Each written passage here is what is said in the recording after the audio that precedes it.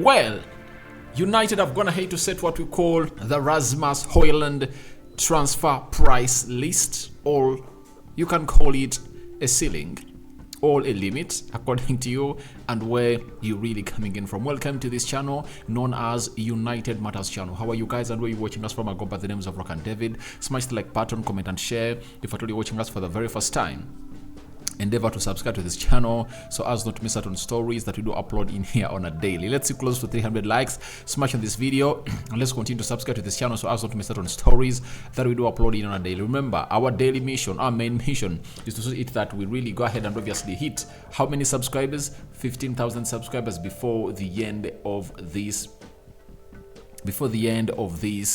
month, and that is June. And it's July, guys. I'm sorry, it's July, and continue to subscribe. We are talking Harry Kane, another stumbling block into the transfer of Harry Kane to Man United.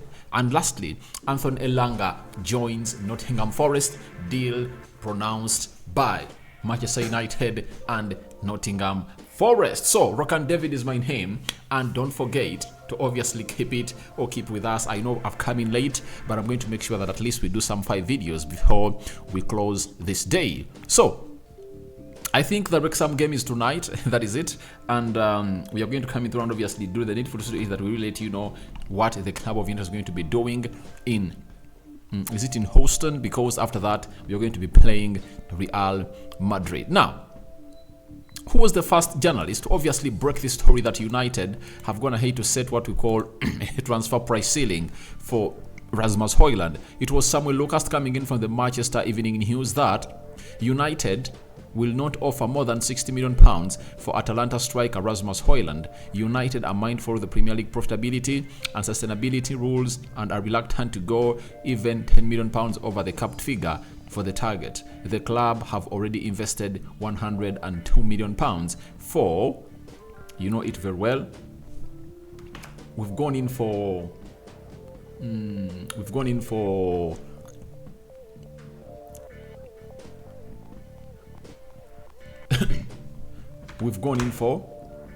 this guy. What's his name?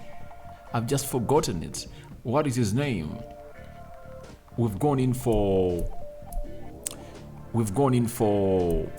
Mason Mount, £60 million, and Onana for £52 million.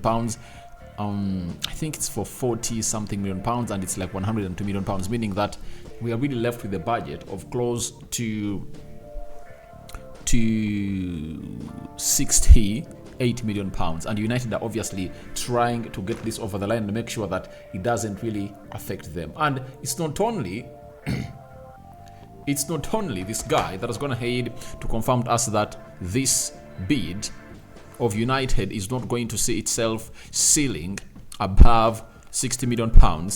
Even another correspondent for United, that is Laurie Whitwell, known famously for being a correspondent for The Athletic for Man United, has told us that Manchester United are reluctant to pay more than £60 million for Rasmus Hojlund, but Atalanta are holding out for £85 million.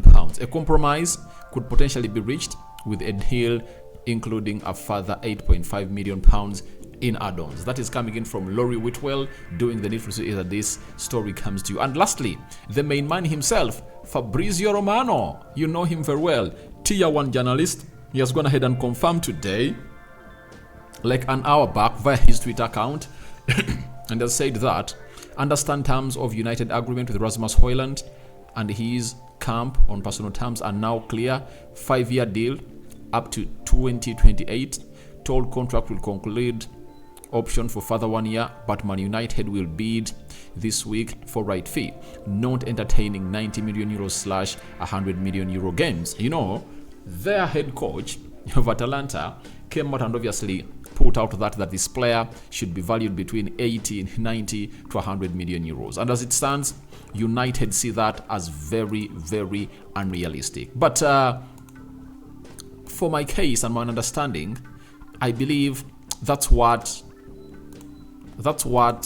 news is always coming through and obviously offer. And I understand why Atalanta is calling in for more. It's because they've gotten another second feeder force that is obviously driving this transfer to what we call that valuation, that is PSG. And PSG are really trying to go weird and mad, but it looks like United are willing to come out with a proper plan to obviously put PSG to what we call a stop onto this deal. The player has gone ahead to choose United over PSG, but Atalanta are looking at the money that PSG is willing to offer, and United are preparing their first bid this week. As I told you yesterday that United have to pay a lot of attention to detail onto the bid they are going to make for Rasmus Hojlund, because the moment they don't meet the realistic bid that Atalanta is really wanting, it's really going to call in PSG to come in through and obviously put in what we call a bid that is worth what Atalanta really wants. And if at all PSG sets the pace, it won't be good news for Manchester United, because PSG might come in through and say, all right, United want to pay like 70 million euros, all right? So for us, we are putting up 80. That means you either go 80 or 80 more. And United have to be in talks with Atalanta and obviously know that when you get us this amount of money, it's all going to go as planned. It's not going to be business as usual as it was for Andre Onana and Mason Mount, because we are the only ones into for those players. We never had a force that is really fighting us, and this is when I'm really going to obviously see the negotiation skills of Man United, especially John Mata has been praised for the deal of Andre Onana and the deal of Mason Mount to Man United, negotiating it down from 65 to 60 million pounds. He was hailed by the media, and the Andre Onana deal worth that amount of money, and he's doing some good money on sales. Teles, 6 million pounds. When you look at Anthony Elanga to that's left, 15 million pounds, and other deals that might follow, like for Eric Bay, it's really ready and it's reddening. So I just can't wait to see how he's going to go ahead and obviously execute this deal, because we now have a deal for the very first time in the summer transfer window where a competitor is with us and we are toe on toe with him. You saw to it that the first deal where we got the first deal you saw where we had a competitor, we lost Kim Min-jae, and we are waiting to see, are we going to lose Rasmus Hojlund to PSG? Yes or no? And this is where we put them to a test. That is a deal of Rasmus Hojlund. But United are not willing to exceed 60 million pounds or 70 million euros as far as this is concerned. But I think that's the region of amount of money that Atalanta really want. That is it. But if PSG come up with more money ahead of that, then they would have gone ahead to outbid us or to outprice us from the Rasmus Hojlund deal. But I'm sure this deal is going to happen. Even Atalanta would love to see their own home child go to the Premier League, because if you sell your player 20 years of age to PSG, you are not doing justice to him.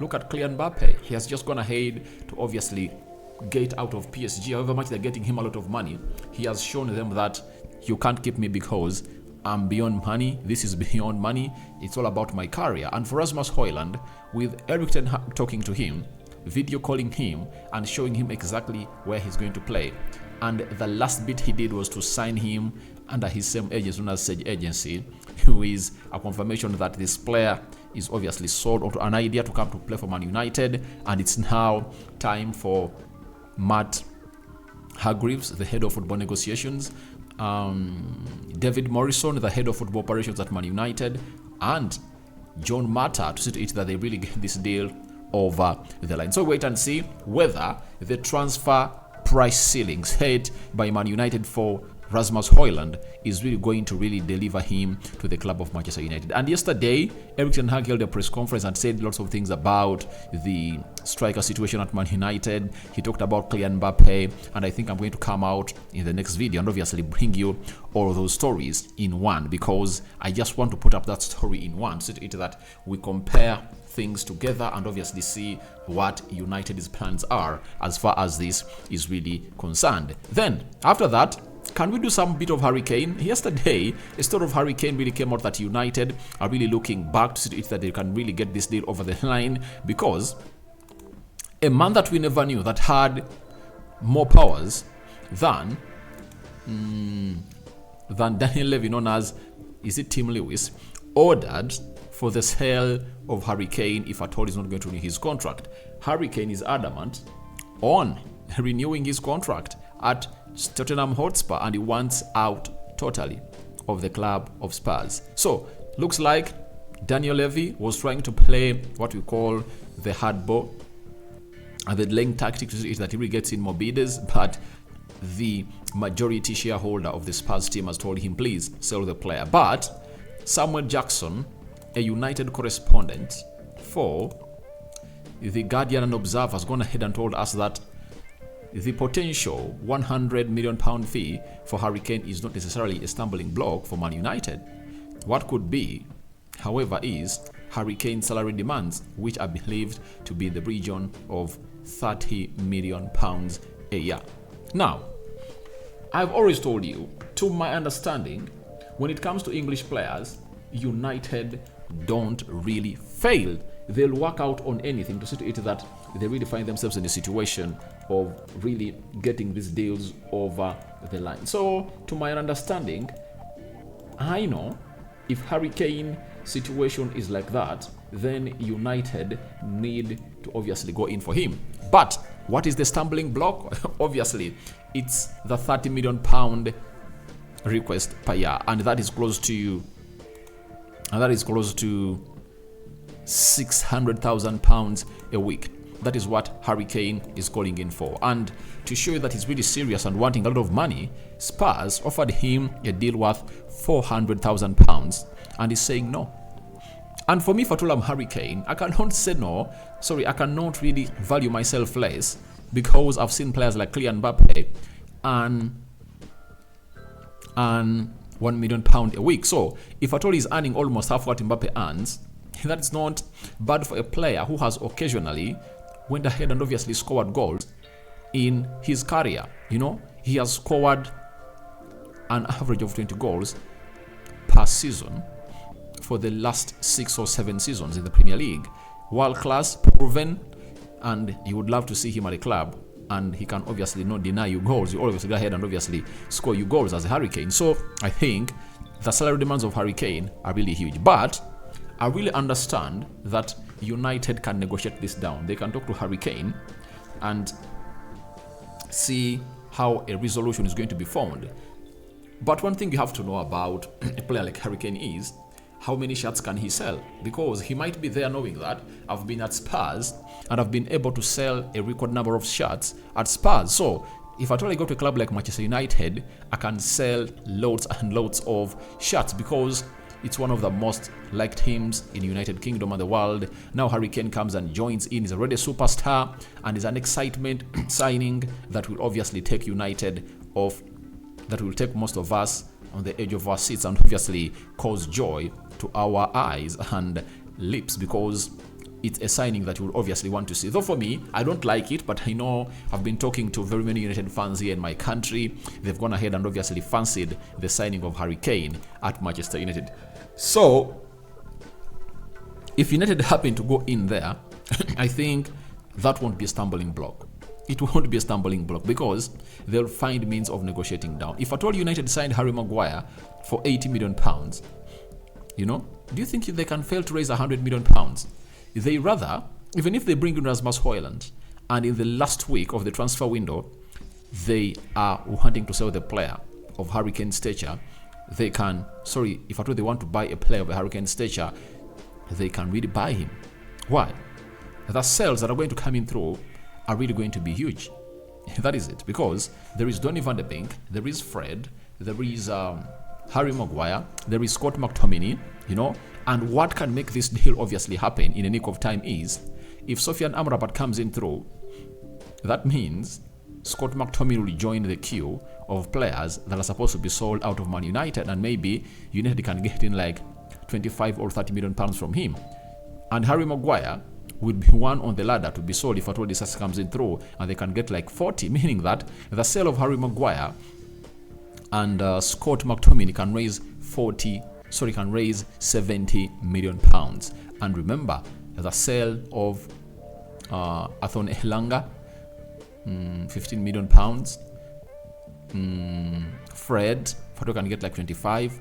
Dean Henderson, Brandon Williams, and very many others. So we can raise the money that can obviously take us to the next level. So I believe this deal can be done if at all if at all Spurs put there a situation that can see United, that can put out a pathway that can be workable by Man United, and it can be an easy pass by the club. And I think Harry Kane would fancy any move to come to Manchester United. However much Bayern Munich is in and trying to push for the deal, but I think Harry Kane would love to see himself in a situation of obviously getting to Manchester United. So let's wait and see how that's going to pan out, whether it's a stumbling block or not. But don't rule out the deal of Harry Kane to Manchester United, because I believe it's really a huge one that most people are not going ahead to offer lots of attention to. But you need to really understand how this business really works out in here onto